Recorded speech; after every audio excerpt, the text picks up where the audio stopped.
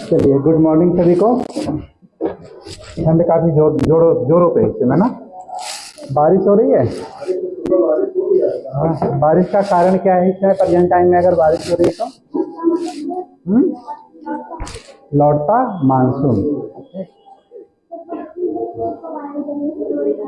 लौटता मानसून बता दें। तो देखिए, लौटता मानसून का जो प्रभाव है ये कब से कब तक रहता है, इसको थोड़ा सा जानते रहे। कुछ चीज़ें जो होती हैं भूगोल की चीज़ें होती हैं, उसको व्यवहार परख देखना चाहिए। जो करंट में कंडीशन हो रही है उसके अकॉर्डिंग, और उसके साथ साथ आपका क्या होगा, पूरा का पूरा आपका कॉन्सेप्ट क्लियर होता चला जाता है, क्योंकि वही चीज़ें हम लोग देखते हैं। तो लौटता मानसून का कब से कब तक रहता है, तो क्या उत्तर बताएंगे आप लोग? 16 सितंबर से लेकर के 15 दिसंबर, ये इसका एक्चुअली डेट है। इसका जो एक्चुअली डेट आपका ये है 16 सितंबर से लेकर के 15 दिसंबर का आपका क्या रहेगा, ये लौटता मानसून का ये काल रहता है। अब थोड़ा सा वैश्विक तापमान के चलते या जलवायु परिवर्तन के चलते क्या होगा, ये डेट है इंटेक्चुअल होता रहेगा आपका, ये एक्यूरेट नहीं रहेगा। एक आध सप्ताह 2 सप्ताह आगे पीछे गुजर हो जाता है ये, ठीक।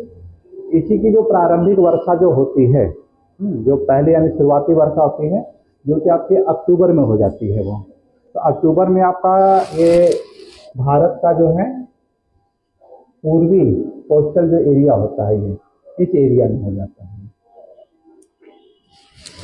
शुरुआती दौर में। ये यानी किस तरह से ये हमारे चल रहे हैं। और थोड़ा बहुत जो प्रभाव जो रहता है दिसंबर के महीने में, जो पूस की रात जिसे कहते हैं हम लोग, पूस का महीना चल रहा है, और मुंशी प्रेमचंद के एक उपन्यास भी है पूस की रात। वो कुत्ते वाली जो कहानी है ना, कि कैसे किस तरह से है आग जला लेना और उसकी वाइफ के साथ झगड़ा वगड़ा होना, ये सब चीज़ें इसमें दर्शाया गया है। तो जो पूस का महीना होता है दिसंबर, काफ़ी ज़्यादा कड़ाके की ठंड होती है। एक तो देखिए क्या होगा कि उत्तर भारत के लिए सूर्य की किरणें कहाँ पे चली जा रही है आपकी, मकर रेखा पर। 22 दिसंबर इसी के आसपास आ जाएगा आपका ये, है ना। 22 दिसंबर यहाँ पे आ जाएगा बिल्कुल, यानी निचले छोर पर आ जाती है इस तरह से। और 22 दिसंबर के बाद ही क्या होगा, उत्तरायण होना शुरू हो जाता है ये। और इस वजह से क्या होगा कि जो कर्क रेखाओं पर होगा काफ़ी प्रचंड यानी ठंडी होती है ये। और इसके अतिरिक्त देखें हम लोग कि इसी समय जो बची कुछ जो आर्द्रता होती है लौटता मानसून का, ये अपना प्रभाव होता है यहाँ पे दिखा देती है ये। इसके बाद ही देखिए क्या होगा कि 16 सितंबर से लेकर के 15 मार्च तक का जो बीच होता है, 16 मार्च, ये वाली जो अवधि होती है इसे यानी शीत ऋतु कहते हैं इसको। यहीं से क्या हो जाएगा फिर, शीत ऋतु।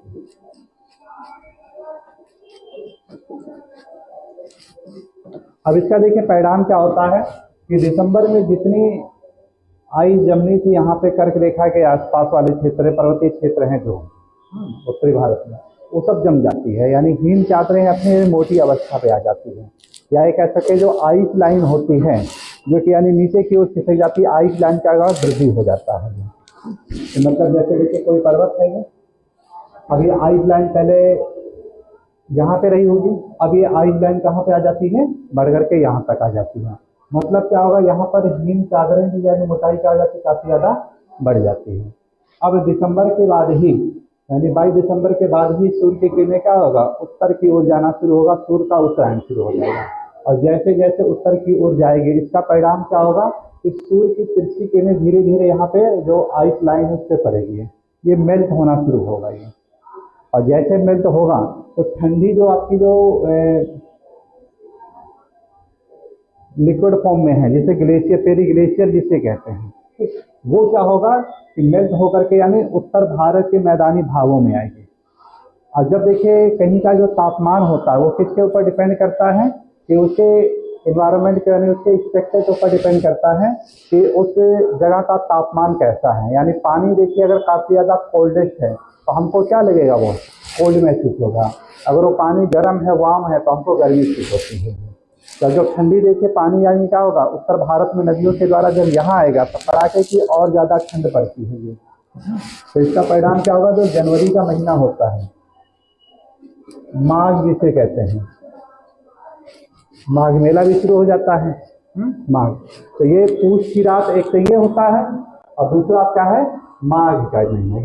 ये दोनों क्या होगा, प्रचंड ठंडी से यानी पूरा यानी होता है। शीतलहरी से रिलेटेड विशेषताएं होती हैं। 1 से 8 तक की क्लासें हो जाती हैं, ठप हो जाती हैं, बंद कर दी जाती है।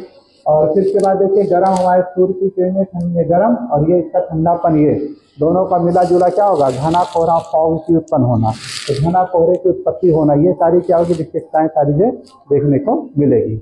एक्सीडेंटल की बात करें, सबसे ज़्यादा जो एक्सीडेंट होते हैं वो इसी समय में होगा, आपका माघ और पूष के महीने में होता है। तो इस तरह से रात्रि में क्या करें कि बहुत ही कम यात्रा करें, पहली बात तो। और जो भी ड्राइवर अगर चला रहा है, कुछ भी है, जो भी ड्राइव कर रहा है उसको यानी किस तरह से करिए, हमेशा चेतन करिए कि ओवर स्पीड में ना चलाएं, आप लोग लिमिट में चलें। रात में कम से कम वही है 30-35 पर्याप्त है, उतना जहाँ पे कंट्रोल में हो जाएगी। अगर ओवर होगा तो समस्या होगी। और वो प्लेस और ध्यान में रखिएगा कि जहाँ पर भी नदी या कोई तालाब होगा उस क्षेत्र में क्या होगा, इतना भयानक कोहरा होगा कि विजिबिलिटी क्या हो जाएगी, बहुत ही कम हो जाएगी। हाँ, तो इन सब पे चेतनता यानी बहुत जरूरी है। ये सब चीज़ें क्या होगा, ये सब हम लोगों को सचेत करती हैं। हाईवे जैसे है, सुपर हाईवे, सुपर हाईवे, वहाँ पर क्या होगा, एक लोगों में टेंडेंसी बनी हुई है कि 200-250 की स्पीड से चलाना, फॉग लाइट इत्यादि का प्रयोग करना, उसके बावजूद भी क्या है, समस्या होना। तो उसके पीछे रीजन देखिए क्या होता है कि कहीं पर अगर नदी आया या कहीं पर कोई तालाब आया, उस एरिया में क्या होगा, इतना घना कोहरा होगा, विजिबिलिटी कम हो जाएगी। और इससे क्या होगा, एक्सीडेंटल सबसे ज़्यादा आपका सुपर हाईवे पे ही होता है ये। ठीक, तो इसी पे एक देखिए हम लोगों के दादा लोग हैं, एक पहेली बुझाते थे, माघ पूष बरसे घन घेरा। माघ और पूष का जो महीना है, बरसे घन घेरा यानी घटाओं को बिल्कुल घेर करके बारिश होती है। जैसे अभी कल का मौसम आप लोगों ने देखा, फिर भी भीगे ना अंग मेरा। बूझो क्या, कि एक ऐसा चीज है कि माघ और पूष घटाएं घेर घेर करके बारिश कर रही हैं। इतना ज़्यादा यानी कड़कती बारिश होती है और उसके बावजूद भी कह रहा है कि मेरा अंग नहीं भीगता है। तो बताइए वो क्या चीज़ है। माघ पूष बरसे घन घेरा, फिर भी भीगे ना अंग मेरा। नहीं, उसी पे एक मुहावरा भी बहुत अच्छा है, गुलरी के फूल होना। गूलर, तो ये गूलर का समय भी देखिए आ रहा है कि गूलर इस समय क्या होता है, फूलने लगता है इस समय। तो गूलर का फूल जो होता है उसी के बारे में कहा गया है। वो तो गूलर का जो फूल होता है, मैक्सिमम फूल देखिएगा ऊपर की ओर खिलते हैं, ये क्या होगा, नीचे की ओर ऐसे खिलता है। और रात्रि में भी, और फल के अंदर, अब गूलर से रिलेटेड है, इस पर थोड़ा सा देखिएगा, क्या गूलर में अंदर ये विशेषताएं पाई जाती है, ऐसा है। तो हमारे कल्चर का सबसे बड़ा चीज है ये गूलर। तो माघ पूष का महीना क्या होगा, तो ये देखिए जो बुजुर्गों के द्वारा जो कहावतें होती हैं, ये क्या होगा कि भारत के मानसून को कहीं ना कहीं समझने के लिए क्या होगा, देखिए दायित्व का। लेकिन उनको देखिए ये सब नॉलेज नहीं होता है कि लौटा मानसून, आगे बढ़ता मानसून क्या है, शीतकालीन, ये सब चीजें, ये सब है ना। अब ये जो देखिए बारिश हो रही है, वर्षा हो रही है, तो ये वर्षा क्या होगा, गेहूं की फसल के लिए काफी अच्छा होता है ये। तो एक बच्ची कुची आपकी ये हो जाती। इसी बीच में देखिए क्या होगा कि दिसंबर के लास्ट और जनवरी के शुरू में जो वर्षा होना शुरू होगा आपका ये, तो वो आपका इसी समय एक और बनता आपका पछुआ चक्रवात जिसे कहते हैं लोग, या पछुआ चक्रवात जिसे कहते हैं, पछुआ विक्षोभ कहते हैं इसी को, है ना। वेस्टर्न साइक्लोन, वेस्टर्न डिस्टर्बेंस जिसे कहते हैं लोग। तो वेस्टर्न डिस्टर्बेंस में देखिए क्या होगा कि यहीं पर आपका मेडिटेरियन सी है। जनवरी के महीने में सूर्य की किरणें धीरे धीरे क्या होगा, उत्तर की ओर आएगी। ये लगभग यानी 15 तारीख के आसपास होता है। ठीक, तो और यहीं से देखिए क्या होगा, मकर संक्रांति का त्यौहार भी शुरू होता है ये, क्योंकि सूर्य की किरणें क्या हो रही है, मकर रेखा को क्रॉस करके उत्तर की तरफ हो रही है। तो मकर रेखा पर जब चमक रही है तो मकर संक्रांति, ठीक, और जब कर्क रेखा पर चमकती है तो कर्क संक्रांति होती है। तो मार्च के महीने में क्या होगा आपका, कर्क संक्रांति हो जाती है। और इस समय मार्च नहीं, जून के, है ना, जून के महीने में आपका कर्क संक्रांति और इस समय आपका मकर संक्रांति। अब इसी को देखिए आजकल हम लोग कहाँ यूज करते हैं, हम लोग कि जो भविष्य देखने वाला एक चीज होता है आपका ये। तो जैसे मेष राशि, कर्क राशि, मकर राशि, ये सब होता है। तो राशियां भी देखिए आपका यहीं से आया है कि सूर्य की किरणें जहां पर, यानी जब मकर रेखा पर चल रही है तो मकर राशि, और जब कर्क रेखा पर चले तो कर्क राशि होगी। ठीक, अब देखिए हल्का सा ज्योग्राफी वाले बच्चों को हिंट दे दिया जाता है। अब इससे क्या होगा, सूर्य का उत्तरायण और दक्षिणायन जितना ज्यादा आप इसको करिए, सीखिए, उतना ही ज्यादा क्या होगा, आपके लाइफ के लिए काम आ जाएगी।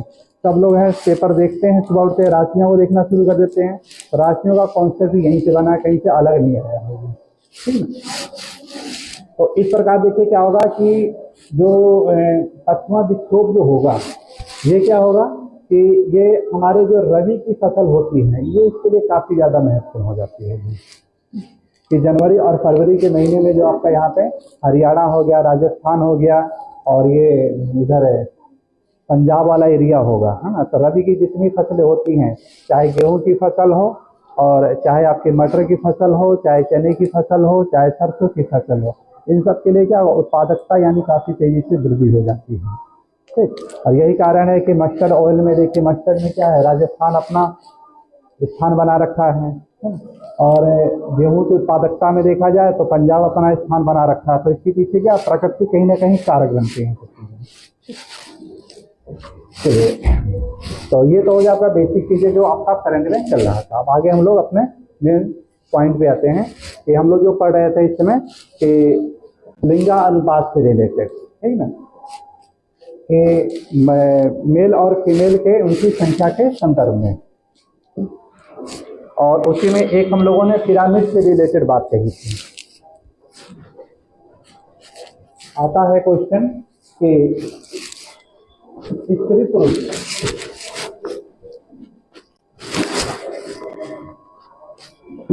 की आयु संरचना को जिस मानचित्र या मैप पे दर्शाते हैं उसे किस नाम से जाना जाता है, तो उत्तर क्या होगा आपका, पिरामिड के नाम से जाना जाता है। इसी के संदर्भ में जब हम लोग एनवायरनमेंट पढ़ेंगे तो उसमें एक आता है लिंडेमान नाम आता है। लिंडेमान नाम सुने कि नहीं, क्या दिया था इन्होंने, हाँ, लिंडेमान का 10% का ह्रास का नियम, कि जो ऊर्जा जो होती है वो क्या होगा कि एक लेवल से जब दूसरे लेवल पर जाती है तो क्या होगा 10% यानी घटते हुए जाती है। तो इस प्रकार क्या होगा, जो बेस होता है काफी ब्रॉड हो जाता है, और जैसे जैसे ऊपर की जाते हैं तो बेस क्या होगा सब कम होता चला जाता है, तो एक पिरामिड बन जाता है। तो एक पिरामिड हम वहाँ पे पढ़ेंगे हम लोग, जो कि जल और स्थल के से रिलेटेड होगा, या जीवों वनस्पतियों से संबंध में, उसके भार से संबंध में होगा, हाँ, तो वहाँ पर उसका डिटेल पढ़ेंगे। यहाँ पे देखिए जो हम लोगों को पढ़ना है वो क्या आपका स्त्री और पुरुष के संदर्भ में पढ़ना है।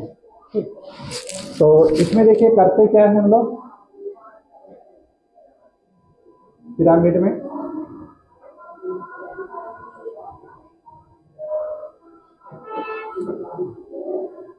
जैसे अगर आपको दे दिया जाए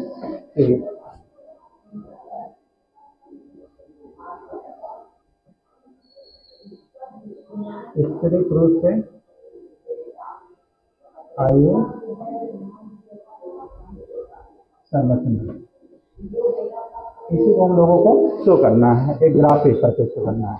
अब क्वेश्चन को पूछा जाता है इससे, और नेट के तो बच्चे रहते हैं तो उस पर डायरेक्ट आपका देखिए क्या है कि ग्राफ करके पूछ लेता है, या विश्व की तुलना कर देता है।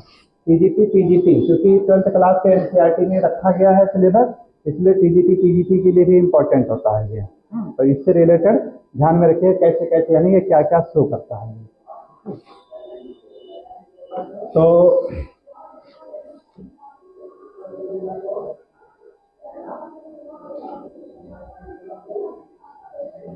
नीचे जो होता है प्रतिशत दे देते हैं हम लोग, डायरेक्ट यही पूछा जाता है कि बेस लेवल पे क्या शो करते हैं, तो उत्तर क्या होगा आपका परसेंटेज यानी शो कर देते हैं।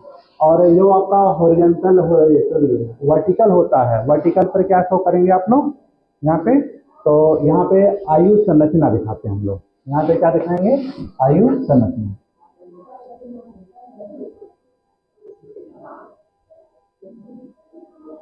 आयु संरचना। फिर एक क्वेश्चन ये आता है, इसके दो भाग होते हैं, बीच में एक मीडियम कर देते हैं, तो एक तरफ मेल होता है और एक तरफ होता है फीमेल होता है। एक सबसे अच्छा क्वेश्चन बनता है कि अब बताइए इसे मेल को किधर शो करेंगे और फीमेल को किधर शो करेंगे। मेल को किधर दर्शाया जाता है और फीमेल को किधर दर्शाते हैं। वेरी गुड, है ना, कि जो मेल होते हैं हमेशा बाईं तरफ यानी है ये मेल किधर आपका ये पुरुष को बाईं तरफ दर्शाते हैं और फीमेल को किधर दर्शाते हैं दाहिनी तरफ। स्त्री को हमेशा इधर की तरफ दर्शाते हैं। ठीक, अब यहाँ से देखिए कि जो आयु संरचना होती है तीन तरह के यानी स्ट्रक्चर को आपको शो करती है। जैसे देखिए एनसीईआरटी की बुक में आपको ये दिखाया गया है चीजों, आयु संरचना को मेल और फीमेल का दिया गया है ये। ठीक, तो यहाँ पे देखिए राइट हैंड साइड आपका क्या शो कर रहा है फीमेल है और इधर आपका है लेफ्ट हैंड साइड क्या है मेल। तो इस ग्राफ को जितना बढ़िया से अगर आप समझ में आ जाएगा तो ये जो लिखा गया है ये अपने आप में क्लियर हो जाएगा। ठीक, देखने के लिए केवल एक पेज होता है, ऐसा जब यानी हम लोग व्याख्या करते हैं तो व्याख्या करने में 2 घंटे लग जाता है, इसी को पूरा व्याख्या करने हो जाता है क्योंकि तुलनात्मक अध्ययन पूछता है। इसमें 1-2 एग्जाम्पल करके छोड़ दिया गया है, लेकिन आप लोगों को पूरे विश्व के संदर्भ में दे दिया जाएगा, किसी राज्य के संदर्भ में दे दिया जाएगा ये, ठीक है ना। तो इसी में देखिए एक होता आपका विस्तारित जनसंख्या पिरामिड, एक क्या बनाएंगे हम लोग विस्तारित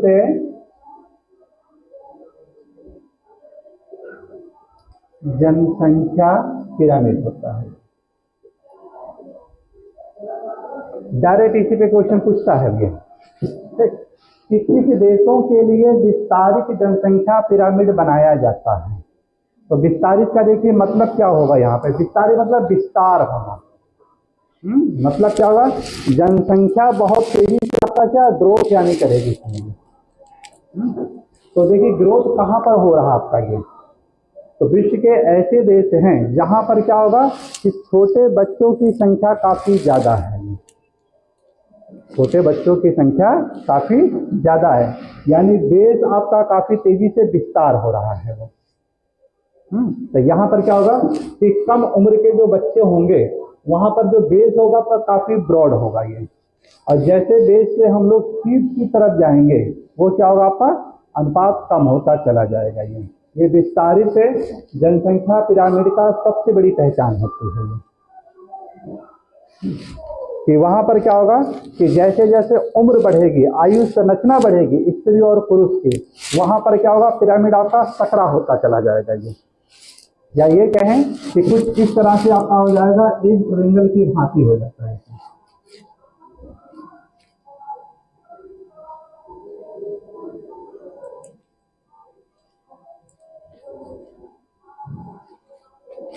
ये होता है एक मोटे तौर पे अगर समझें सिंपल लैंग्वेज में कि यहाँ का पिरामिड कैसा बनेगा ये होगा। अब देखिए इसमें देखिए जो विस्तारित का दिया गया है कि नाइजीरिया का आयु लिंग पिरामिड, अब देखिए देश करके दे दिया है, इसका दे दिया है नाइजीरिया। तो डायरेक्ट आपसे क्वेश्चन आपको पूछ लिया पीजीटी और पीजीटी में, क्योंकि यहाँ वो एनसीईआरटी से बाहर नहीं जाएगा वो पीजीटी में, वो इसी को बेस बनाएगा वो, कि नाइजीरिया देश की जो पिरामिड होगी वो कैसा होता था,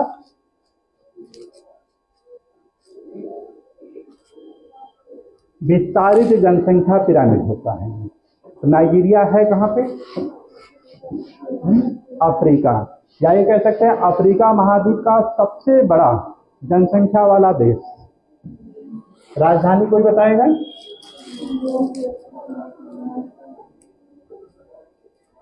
अबूजा, सीमेंट का नाम है ना, तो अबूजा सीमेंट। एक होता उसी से मूवी बनी है अजूबा, तो उसी से मिलता जुलता नाम है ना। तो अजूबा अबूजा, तो याद रहेगा आपको ये। तो इसकी राजधानी क्या है? अबूजा। इससे देश के बारे में देखिए, अब देखिए क्या है कि अब जिस पिरामिड के बारे में हम लोग पढ़ रहे हैं तो उसकी मूल जानकारी कम से कम आपको जाननी चाहिए कि उस देश के बारे में मूल चीज़ें आपको पता होना चाहिए। कुछ चीज़ें होती है जो टीजीटी में देखिए अननोन रखी गई हैं। नाइजीरिया देश के बारे में आपको नहीं पढ़ना रहता है, लेकिन क्या है कि जिस देश के पिरामिड की बात की गई है उसके बारे में मूल चीज़ें आपको जानना जरूरी हो जाता है। कि छोटी छोटी चीज़ें कम से कम आप लोग जानते रहिए। तो नाइजीरिया देखिए क्या आता वहाँ का कि लैंड लॉक कंट्री आता है कि कोस्टल रेंज आएगा? हाँ, तो ये भी देखिए बहुत जरूरी है। आता है ना क्वेश्चन कि 4 दे दिए जाते हैं, कौन सा देश है जो कि लैंड लॉक है, कौन सा नहीं है, तो पता चलता है इसका तट से आपका ये जुड़ा हुआ है। जो गिनी की खाड़ी वाला जो पोर्शन है साउथ में, वो क्या बिल्कुल इसके साथ लगा रहता है ये, ठीक। और इसी की एक सबसे प्रमुख नदी भी है ये, नाइजर नदी है। यहीं पर क्या है? नाइजर नदी है। नाइजर नदी पे कहा जाता है यहाँ पे पॉम के वृक्ष काफी ज्यादा हैं। वर्ल्ड के सबसे ज्यादा जो पॉम होते हैं, खजूर जिसे कहते हैं, सबसे ज्यादा ताड़ खजूर उसी से रिलेटेड उसी की प्रजातियां ही हैं, लगभग वही है। तेल, ताड़, पाम ऑयल, और आजकल तो उसके यानी गुड़ उड़ भी बनाया जा रहा है, जगरी गुड़ी बनाई जाती है, सब चीज़ें, और काफ़ी कॉस्टली मिल रही है सब चीज़ें। यानी उसके जो गुड़ होते हैं ये आपके यहाँ के भारत के इंडिया के गुड़ को क्या है, यानी कई 10-12 गुना तक प्राइस यानी है। हमारे यहाँ गुड़ है 70-80 रुपये केजी, ज़्यादा है। ये आपके जो पॉन के जो जगरी उगरी है ये सब कितना मिल जाता है? 600-700 जैसे जाता है वैसा बेच ले जाते हैं। 150 है, लोकल पे है ये, है ना। अच्छी क्वालिटी वाला भी अमेजन पे आप सर्च करेंगे 600-700 रुपये केजी है। हमारे फादर इन लॉ है, वो ला करके खाते हैं ये सब। 25 केजी का साउथ से मंगाते हैं ये तमिलनाडु से, क्योंकि वहाँ पे देखिए क्या होगा कि है वो सब चीज़ें बाजारीकरण यानी आसान हो जाता है, तो वहीं से आपका सब जगह सप्लाई होता है, तो वो मंगाते हैं वहाँ से 25 किलो की पेटी करके 250 रुपये केजी उनको पड़ रहा है।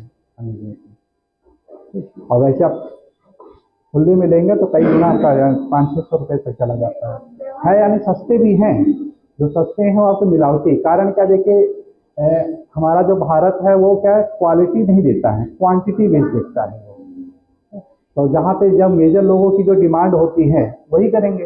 जैसे आलू है, नॉर्मल आलू है 20 रुपये, 25 रुपये, 30 रुपये केजी, लेकिन वही आपका जैविक प्रधान जो कृषि वाला है 80 रुपये, 100 रुपये केजी। नहीं खरीदेगा कोई, वही खरीदेगा जिसकी परचेजिंग पावर ज़्यादा रहेगी। तो जो यानी डिमांड होगा तो डिमांड वैसी यानी आपको सप्लाई करनी पड़ेगी। तो मांग और पूर्ति के सिद्धांत पे चलता हम लोगों का ये मार्केट। तो यहाँ पे देखिए क्या है, इसी को पाम ऑयल के रूप में जाना जाता है। अब यहाँ पे देखिए क्या है, जो नाइजर की जो बात बता रहे हैं कि वहाँ पर क्या होगा कि बच्चों की जो आयुलिंग संरचना होगी वहाँ पे अनुपात सबसे ज्यादा होगा। ये देखिए यहाँ पे पिरामिड में भी देखिए आपका शो कर रहा है ये ऐसे कि जो 0 से 4 साल का बच्चा है उसका जो ग्राफ है वो लगभग यानी आपका 12.9 के आसपास, यानी 11-11.5% के आसपास है। यानी यहाँ से देखिए क्या है कि अगर इसको हम लोग इधर है मेल को करें और यहाँ पर आपका ये फीमेल हो जाएगा ये, और ये इसको 0 ले लेते हैं, ये आपका 1 2 3 4 5 6 7 8 9 10 11 12। तो यहाँ से देखिए संरचना देखिए जो जा रही है इनकी मेल से, और इधर आपका ले लेते हैं 0 से 4, तो 0 से 4 तक का प्रतिशत जो जा रहा है ये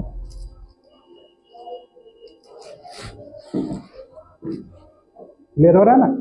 इधर आपका प्रतिशत दे दिया गया मेल का, और इधर आपकी आयु संरचना, यानी 0 से 4 साल के 4 साल के जो बच्चे हैं उसका प्रतिशत वहां पे कितना पाया जा रहा है, 11 पॉइंट समथिंग यानी 8 के आसपास रहते हैं। इसी तरह से अगर फीमेल की बात करें हम लोग, तो फीमेल का वीजा देके बना लेते हैं हम लोग 1 2 3 4 5 6 7 8 9 10 11 12, ये फीमेल का हो जाएगा। इसका भी प्रतिशत लगभग यानी उसी के आसपास थोड़ा बहुत कम हो सकता है, क्योंकि महिलाओं को अनदेखी किया गया है तो उनका रेशो क्या होगा, हल्का सा कम रहेगा। इसीलिए देखिए हम लोग इस चाइल्ड के रिलेटेड लिंगानुपात निकालते हैं हम लोग। तो जैसे भारत में हम लोगों ने देखा था कि शिशु लिंगानुपात क्या है, नॉर्मल जो भारत का उससे अपेक्षा कम है आपका। तो ये लगभग यानी हर विकासशील देशों में ये कहीं ना कहीं ट्रेंड पाया जाता है ये। तो यहाँ पर देखिए क्या होगा कि अगर इसको हम लोग 12 है तो ये आपका 10.10 या 11 पॉइंट समथिंग यानी 1 के आसपास दिखा देते हैं।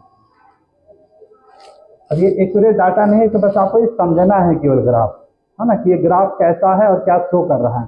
क्योंकि तो आपको देखिए जो पूछेगा इसी ग्राफ से रिलेटेड घुमा फिरा के क्वेश्चन पूछेगा ये कि क्या होता है, कैसे इसको रीड किया जाता है और ये क्या दिखा रहा है। तो बेस लेवल का आपका काफ़ी ज़्यादा रहेगा। इसके बाद जैसे और ऊपर की तरफ जाएंगे तो परिणाम क्या होगा, वहाँ पे उनकी संख्या और कम होती चली जाएगी।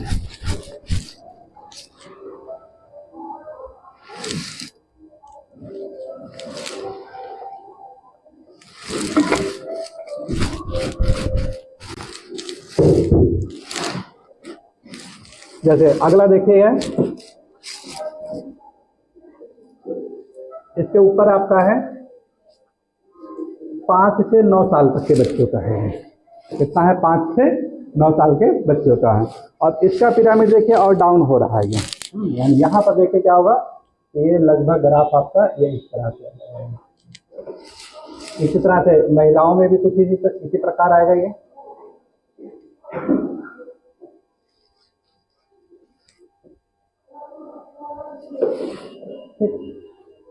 फिर और इसके ऊपर जाते हैं हम लोग, तो यहाँ पे आपका जो लिया गया है आपका 10 से 14 साल, 10 से 14 साल।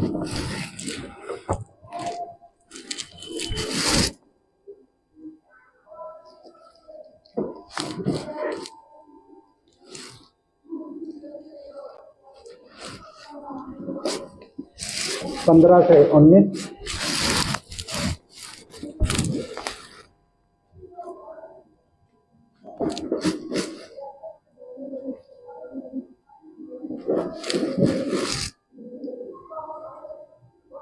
15 से 19।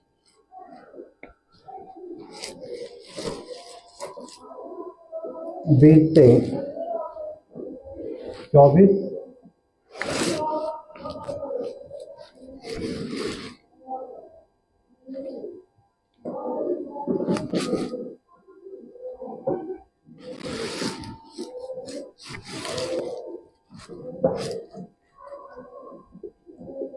25 से 35,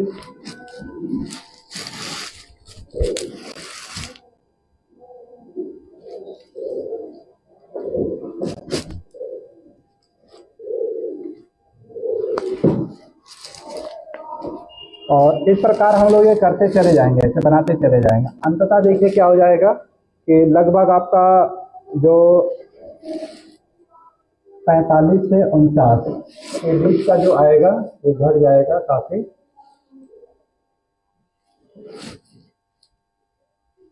इस प्रकार इसके बाद 50 से 54 और इस तरह से घटता चला जाएगा। इसका मतलब देखिए क्या होगा कि जो ह्यूमन रिसोर्स की बात करते हैं हम लोग, HR की बात करते हैं, तो ह्यूमन रिसोर्स वाले जो पीपल होती है आपकी यही होती है 25 से 29, 20 से 24, इसके ऊपर वाली जो रहती है ये क्या होगा, इनका रेशो कम होगा ये। और जहाँ पर देखें ह्यूमन रिसोर्स कम होगा, एनर्जी यानी वहाँ पे कम होगा। जब एनर्जी कम होगा, उद्योगों का संचालन क्या होगा, वो कम हो जाएगा। यानी वो क्या होगा, विकास जल्दी कर ही नहीं सकता है। डिपेंडेंट पीपल की संख्या काफ़ी ज़्यादा होगी वो, क्योंकि यहाँ पर क्या होगा कि इन्वेस्ट करना काफ़ी ज़्यादा लग जाता है। जैसे छोटे बच्चे होते हैं उन्हें इन्वेस्ट करना पड़ता है। जैसे आप लोग हैं भी क्या है, माता पिता आप लोगों को भी इन्वेस्ट कर रहे हैं, है ना, आपको रिसोर्स बना रहे हैं, पूंजी यानी बना रहे हैं। जब आपकी नौकरी यानी जब हो जाए, लग जाएगा, या इस तरह से किसी फील्ड में आप लोग काम करना शुरू कर देंगे तब आप वहाँ के एसेट्स बन जाएंगे, आपको पूंजी बन जाते हैं। ठीक, तो अभी आपको बनाया जाना है। तो ये शुरुआती दौर का इन्वेस्ट काफ़ी ज़्यादा है। इस वजह से क्या होगा, नाइजीरिया की जो डेवलप यानी अर्थव्यवस्था है वो क्या आपका कि डेवलपिंग भी चलता है, वो यानी डेवलप पे नहीं आता है, विकासशील अर्थव्यवस्था है वो। ठीक, तो इस प्रकार देखिए नाइजीरिया से जो जो देशों की तुलना करें हम लोग, तो वहाँ की क्या होगा कि ऐसी यानी संरचना दिखाई देगी। क्लियर होगा नाइजीरिया क्या कह रही है। तो इसमें देखिए और देखिए पॉइंट क्या दिया है कि नाइजीरिया का आयु लिंक पिरामिड, जैसा कि आप देख सकते हैं, विस्तृत आकार वाला त्रिभुजाकार पिरामिड होता है। तो पिरामिड कैसा आपका है, त्रिभुजाकार है ये, और लेकिन किस प्रकार का है आपका, विस्तृत वाला है ये। ठीक है, इस पॉइंट को ध्यान में रखना है। नेक्स्ट इसके बाद पॉइंट इसमें दिया है कि जो अल्प विकसित देशों का प्रतिरूप है। अब यहाँ से देखिए इसकी संरचना पता चल जा रहा है कि नाइजीरिया देश कैसा है, क्या क्या फीचर्स मिला। कि पहला देखिए मिला आपका कि त्रिभुजाकार पिरामिड है ये। दूसरी विशेषता देखिए क्या मिल रही है आपकी इसके बारे में कि ये कैसा है, विस्तारित है आपका, ये विस्तारित है। और तीसरा कैसा मिला आपका, ये अल्प विकास वाला है। तीसरी विशेषता क्या हो जा रही है, अल्प विकास। अब ऐसे दे देगा कि नाइजीरिया के बारे में निम्नलिखित में से कौन सा कथन सत्य नहीं है। देखिए है यहीं से उठाया क्वेश्चन, लेकिन क्वेश्चन का ट्रेंड बदल दिया आपका, ये फिर नेट वाला क्वेश्चन अब आता है। एक कथन है 2 सही है, 2 या 3 सही है, 3 या 4 सही, 1 2 3 यानी सब सही है, ऐसे करके दे देता है। ठीक है, फिर इसके बाद दिया है कि जो अल्प विकसित देशों का प्रतिरूप है, इस पिरामिड में उच्च जन्म दर के कारण निम्न आयु वर्गों की विशाल जनसंख्या पाई जाती है। मतलब क्या होगा कि अब देखिए नेक्स्ट विशेषता क्या होगा कि बर्थ रेट काफी ज्यादा होता है। लेकिन इसका क्या है कि बर्थ रेट काफी ज्यादा होता है, इसलिए क्या होगा, आधार काफी ज्यादा है। देखिए एनसीईआरटी की यही विशेषता होती है ये कि एक यानी पॉइंट देता है कैसे कैसे से निकाला जाता, हम लोग निकालते हैं कि इस पिरामिड में उच्च जन्म दर के कारण निम्न आयु वर्गों, निम्न मतलब लो आयु वर्गों में विशाल जनसंख्या पाई जाती है। यदि आप बांग्लादेश और मैक्सिको के लिए पिरामिड की रचना करेंगे तो वो ऐसे ही दिखाई देंगे। नाइजीरिया का एग्जाम्पल लेकर के आपका बांग्लादेश और मैक्सिको का पूछ लिया गया।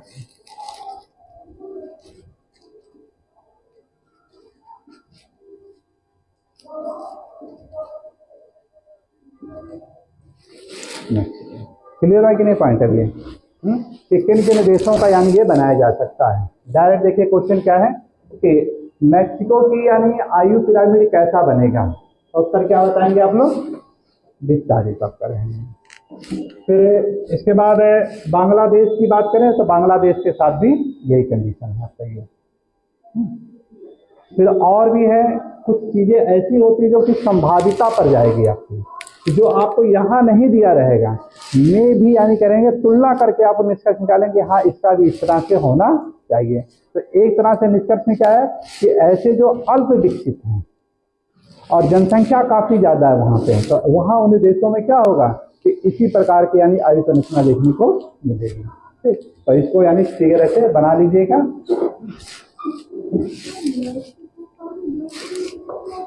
हाँ, मैक्सिको का भी यही हाल है, इस समय बहुत बुरी कंडीशन में जा रहा है, जनसंख्या वहाँ की काफी ज्यादा है।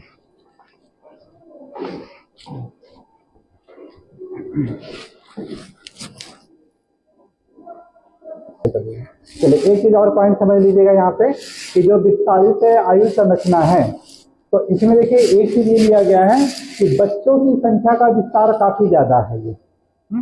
अब बच्चों की जब संख्या का विस्तार काफी ज्यादा होता है तो यहाँ की एक विशेषता ये होनी चाहिए कि बर्थ रेट क्या होनी चाहिए, अधिक होनी चाहिए किसके अपेक्षा, डेथ रेट।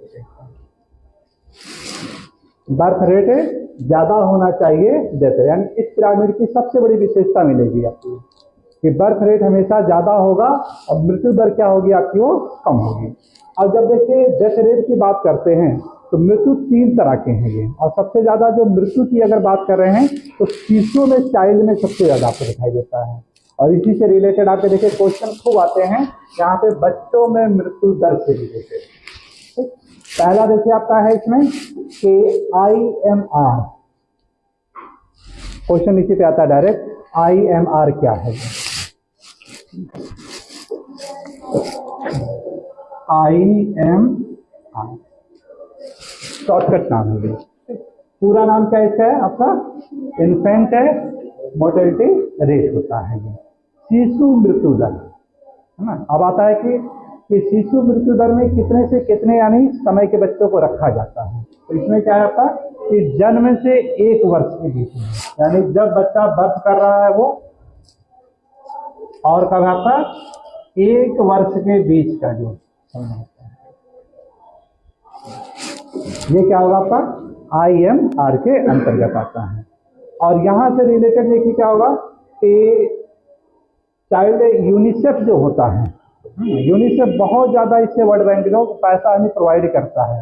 ये हमारे यहाँ भारत में देखिए क्या है कि बच्चों से रिलेटेड इतनी सुविधाएं दे दी गई हैं, चाहे गवर्नमेंट है, वो गवर्नमेंट में इतना तो अनगिनत बहुत ज़्यादा है ये कुल मिला करके क्या करना है कि इस तरह की यानी घटनाएं ना होंगे। तो इसमें शिशु मृत्यु दर डायरेक्ट आता है कि शिशु मृत्यु दर में कितने से कितने साल तक के बच्चों को शामिल किया जाता है। तो उत्तर क्या बताएंगे आप लोग? जन्म से लेकर के 1 वर्ष।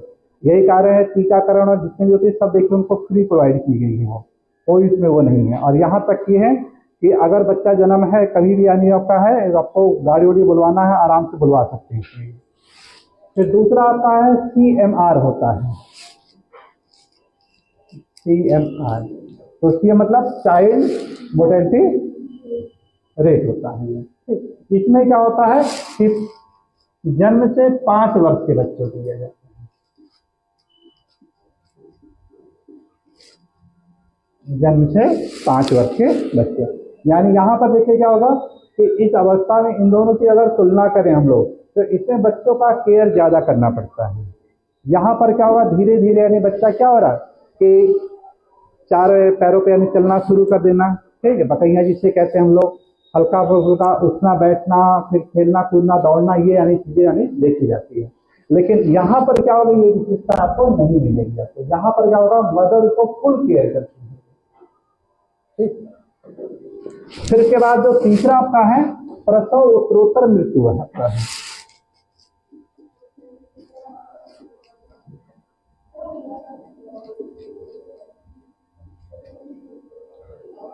उत्तरोत्तर यानी यहाँ पर देखिए क्या है कि वो समय जब यानी बच्चों को जन्म दे रही है माताएं, और उसके 1 महीने का जो टाइम होता है वो क्या होगा इसके अंतर्गत शामिल किया जाता है। यानी ये क्या होगा कि जन्म से 28 डेज, जन्म से लेकर के 28 डेज तक का ये रहता है कि प्रसव उत्तरोत्तर मृत्यु दर। जो CCL आपका जो दिया जाता है इसी बेस से दिया जाता है कि वहां पर क्या होगा कि बच्चों का यानी सही से सलामत से क्या कर ले वो कि उनका देखभाल कर ले, ताकि इस मृत्यु दर में क्या होगा जो एक समस्या आती वृद्धि जो हो रही है उसको वृद्धि को कम यानी किया जा सके। और चौथा आपका है नवजात है, सॉरी 28 से है यानी जन्म जब हो गया है तब, है ना। प्रसव उत्तरोत्तर यानी प्रसव उत्तरोत्तर है, प्रसव के पूर्व की बात है, यानी 28 डेज से लेकर के 365 64 तक का है, 64 यानी जब बच्चे का जन्म हो गया है अब यानी माताएं क्या है यानी अपने छोटे मोटे कार्य में अब आ सकती हैं, ये स्कूल कॉलेज अब जा सकती हैं, ठीक। हाँ विशेष परिस्थितियों में रहती हैं तो वहां पर क्या वो लीगल को मिल जाती है। और चौथा आपका दिया है नवजात मृत्यु दर, नवजात मृत्यु दर ये आपका है जन्म से 28 डेज तक का है। इस बीच में ज्यादा केयर करना रहता है। तो 4 तरह के यानी मृत्यु को यहाँ पे डिवाइड किया गया है, गवर्नमेंट ने किया गया है। क्वेश्चंस आए हुए हैं इस पे डायरेक्ट सुमेलित करने के लिए जब चारों दे दिया जाता है तो नेट कहा जाता है, और वैसे दे दिया जाएगा आपका कि 0 से 28 तक के जो आपकी मृत्यु होती है वो किसके अंतर्गत शामिल किया जाता है? तो उत्तर क्या होगा? नवजात मृत्यु दर। यही कारण है जो डाटा आपका जो आपका आता है तो सबसे अलग अलग यानी शो करके निकाले जा रहे हैं। ठीक, ये सबका यानी ये जो यूनिसेफ जो होता है सबका ये डाटा रिकॉर्ड करता है कहाँ पे क्या कमी रह गई है, कैसे इसको किया जाए पूरा जो। तो इसी पॉइंट को नोट कर लेते हैं हम लोग, इसको बंद कर दीजिएगा। चलिए नोट करिएगा, हेडिंग डालिएगा।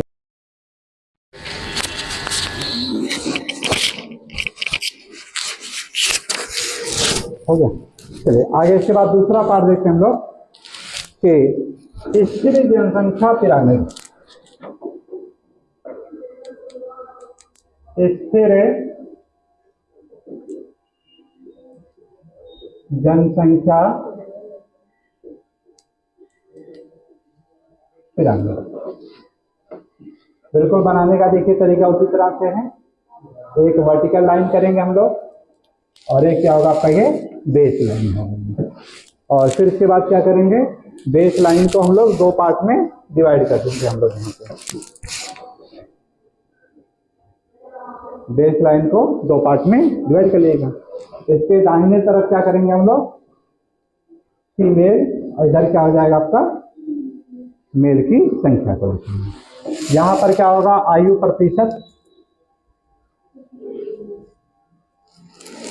यहाँ पर क्या होगा उनकी सॉरी जनसंख्या प्रतिशत में, और यहाँ पर क्या होगा आयु वर्ग में शो करेंगे। स्थिर जनसंख्या में देखिए क्या करेंगे, जो वहां पे बेस काफी ज्यादा ब्रॉड था वो धीरे धीरे आपका कम हो जाएगा, और जो कार्यशील जो लोग थे उनकी संख्या क्या होगी, बढ़ा हुआ नजर आएगा। मतलब एक घड़े की भांति लगभग नजर आता है। जैसे घड़ा देखिए क्या होता है कि बीच में क्या होगा आपका ब्रॉड होता है, नीचे क्या होगा आपका चपटा, और ऊपर क्या होगा फिर ऐसे चपटा। इस तरह से यानी ये या एक ऐसे घंटी नुमा एक है ना, एक घंटी कार। तो इसमें जो वर्ड आपका दिया गया है कि घंटी के आकार का, जो एनसीईआरटी में आपके बुक में दिया गया है कि यहाँ का जो पिरामिड है कैसा बनता है, तो उत्तर क्या होगा आपका घंटी के आकार का।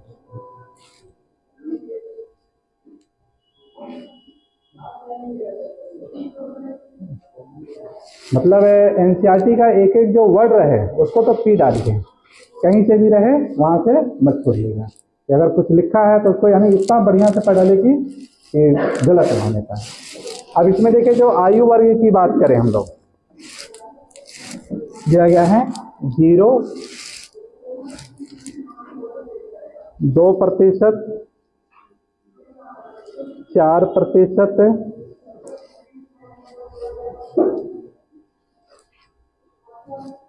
2%, 4% और 6%।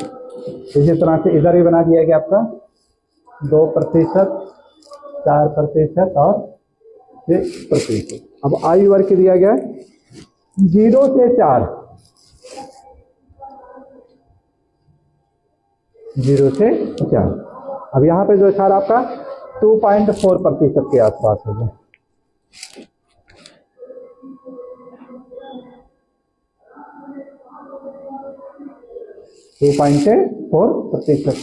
इसी तरह से महिलाओं में भी आपका है लगभग आपका है 2.3 के आसपास शो कर रहा है।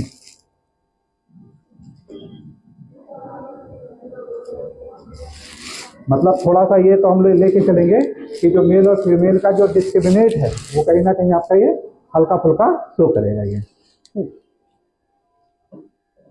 फिर इसके बाद इसके और ऊपर की चलते हैं हम लोग 5 से 9 के बीच में।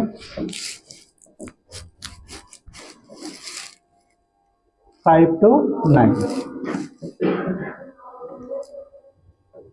ये हल्का सा क्या होगा इसका ऐसे बढ़ा नजर आएगा।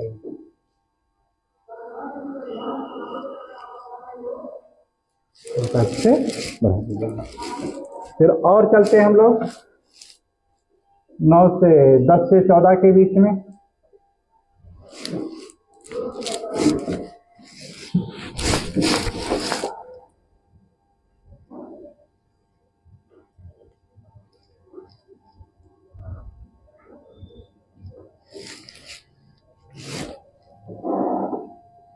15 से 19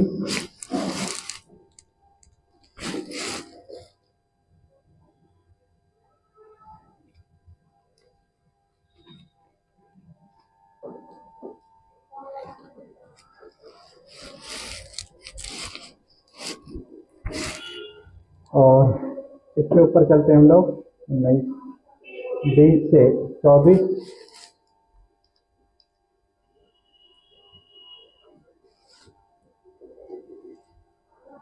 हल्का फुल्का कहीं ना कहीं फ्लक्चुएट करेगा आपका। यानी अब इसके बाद देखिए क्या होगा कि लगभग यानी एक समान सा नजर आएगा, ज़्यादा डिफरेंसेस नहीं आएंगे इधर। हल्का सा बढ़ेगा, हल्का सा घटेगा, कुछ इसी तरह से नजर आएगा। फिर ये आपका हो जाएगा 25 से 29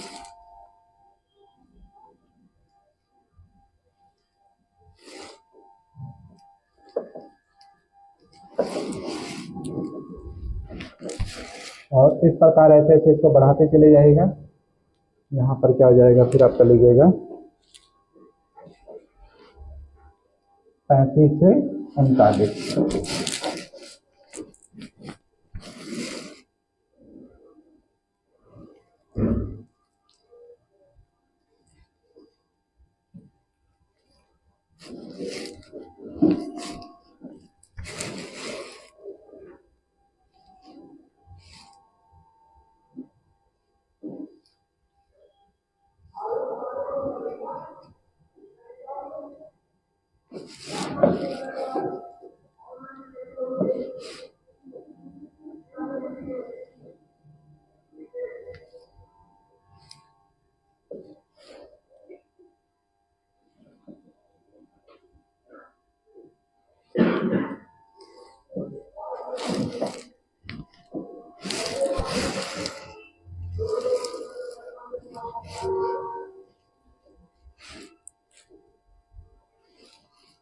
अब इसके बाद देखिए क्या होगा, घटना शुरू हो जाएगा यहाँ से।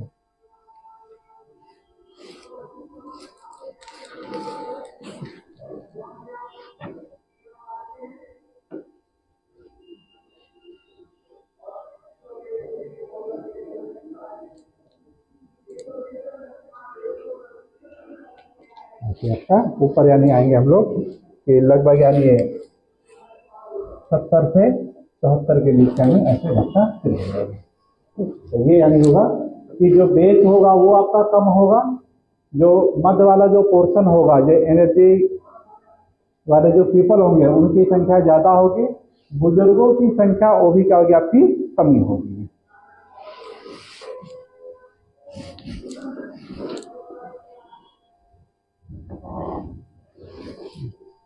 तो शीर्ष जो इनका होता है कैसा होता है, सुंडाकार होता है। सुंडाकार, सुंडाकार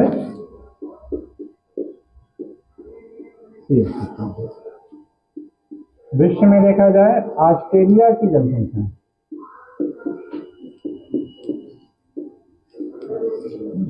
इसके अंतर्गत शामिल की गई है। डायरेक्ट इसी पे आता है किसी देश की जो जनसंख्या पिरामिड है जो सुंडाकार होता है, तो उत्तर क्या होगा, ऑस्ट्रेलिया की है। कि वहाँ की जनसंख्या कैसी आपके स्थिर के रूप में। इनमें देखिए और क्या होगा कि जो बर्थ रेट होता है ये लगभग क्या होगा, आपका डेथ रेट के बराबर होता है। यानी जितने जन्म ले रहे हैं उतने ही क्या होते हैं, मृत्यु यानी रहती है। यानी उसमें कोई तरह से नहीं रहता। ये इनकी मूल विशेषताएं देखने को मिलेगी आपको। और इसी का परिणाम क्या होगा कि पॉपुलेशन जो होती है वो कैसी आपकी होती है, स्थिर हो जाती है।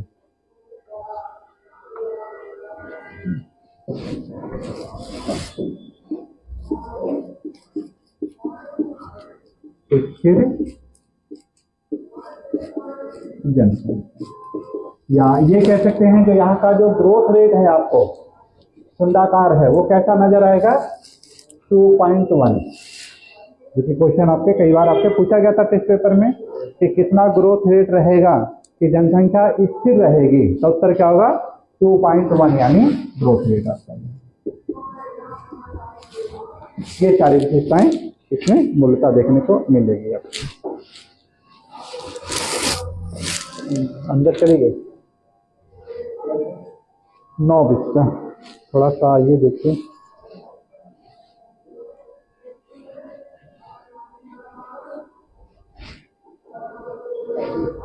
इसी में अभी नीचे गिरते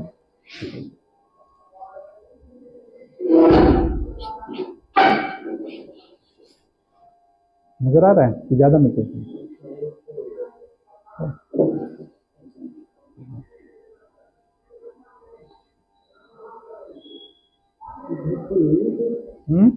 ठीक है।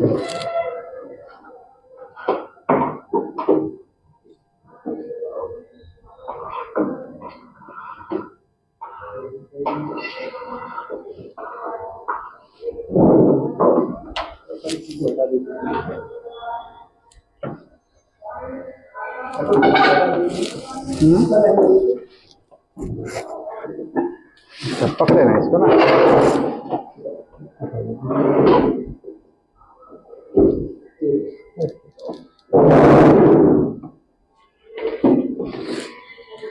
ठीक है, इसकी टूट जाती है। तो नोट कर लेते हैं इस पॉइंट को। तो हेडिंग डालिएगा आप लोग, स्थिर जनसंख्या पिरामिड। हाँ, स्थिर जनसंख्या पिरामिड लास्ट देखते हैं हम लोग इसमें। हरासमेंट,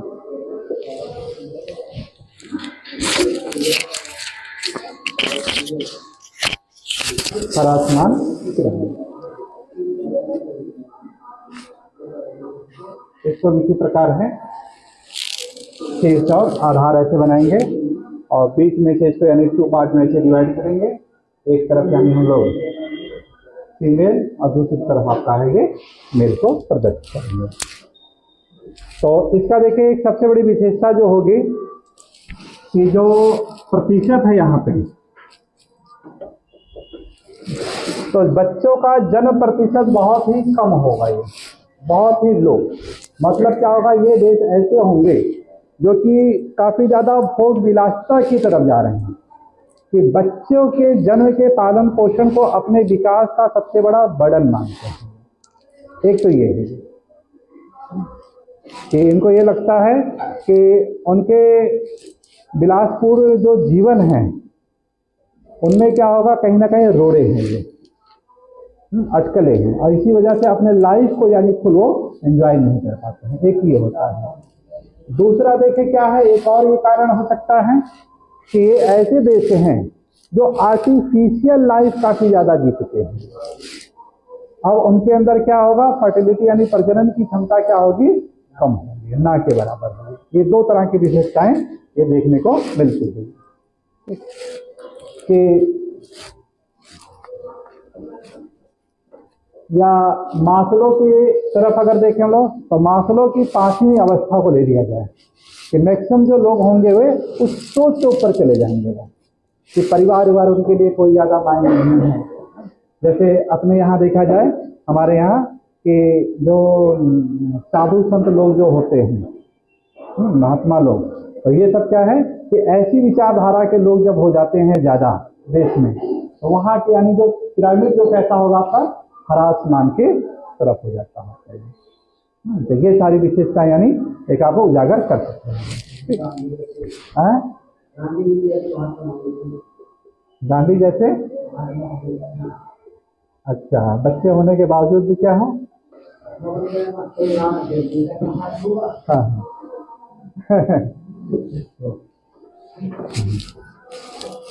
आता है ना 0 से 4। और यहाँ पे इसका प्रतिशत यानी नोट कर लेते हैं हम लोग।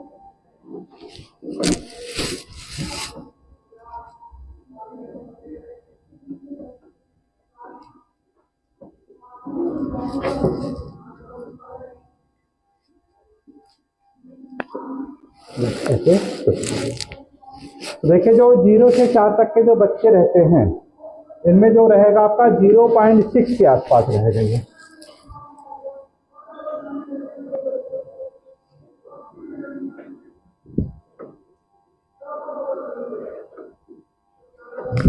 बेस बिल्कुल क्या रहेगा, संकीर्ण रहेगा इसके में। और इसके बाद वाला जो रहेगा आपका 5 से 9 वाला, ये एकाबैग क्या हो जाएगा, काफी तेजी से इंक्रीज हो जाता है।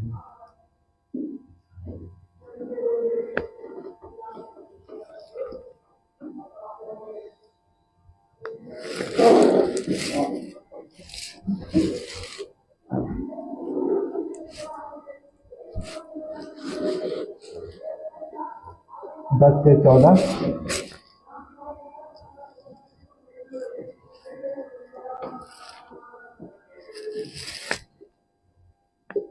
15 से 19,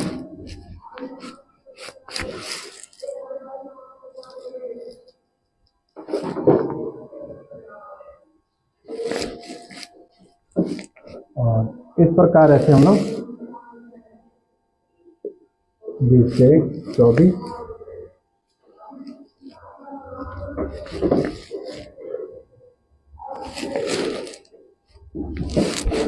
और ऐसे बनाते चले जाएंगे हम लोग, बढ़ता चला जाएगा और लगभग आपका ये आगे की तरफ जब जाएंगे हम लोग तो 35 से 39।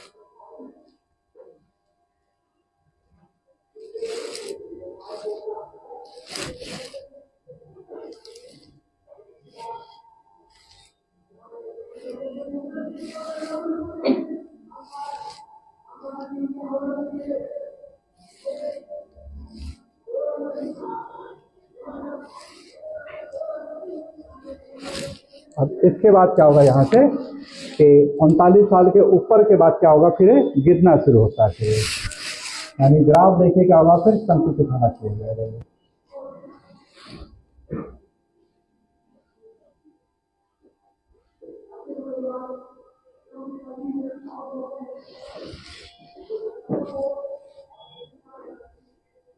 ऐसे नहीं, शीर्ष कैसा बनेगा इसका, सुंडाकार। शीर्ष कैसा हो जाएगा, सुंडाकार। और आधार कैसा हो जाएगा, जो बेस जो होता है ये बहुत ही संकुचित हो जाता है। ये बेस कैसा हो जाएगा आपका, ये बहुत ही संकुचित हो जाता है। यह इसकी मूल विशेषताएं देखने को मिलती हैं। तो ऐसे देश जहां पर जनसंख्या क्या हो रही है, ऋणात्मक में जा रही है, ऋणात्मक में जा रही है। तो जैसे उदाहरण स्वरूप देखें हम लोग कि जापान का एग्जाम्पल आपको मिलता है, जर्मनी, फ्रांस, और उसके बाद और किसका करें हम लोग, Norway, Sweden, Finland, Japan, France है, पोलैंड है, स्पेन है, जर्मनी, फ्रांस, ब्रिटेन, यूके हो गए। ये सब क्या है, इधर की तरफ जा रहे हैं। यानी ज्यादातर जो यूरोपीय देश हैं, जो विकसित देश हैं, वो सब क्या है, उनकी संरचना है नहीं इस तरह यानी तीसरी अवस्था की तरफ दिखाई देगी। तो यहाँ की जो वृद्धि दर होगी, जनसंख्या ग्रोथ रेट होगी, वो क्या होगा, 2% से भी यानी कम की तरफ, यानी माइनस की तरफ जा रही है। कैसे जा रही हो, माइनस यानी तरफ की जा रही है। तो इस तरह से देखिए हम लोग एक 2 दशकों की जनसंख्या का अवलोकन करके इस पिरामिड के बारे में आसानी से हम लोग जानकारी प्राप्त कर सकते हैं।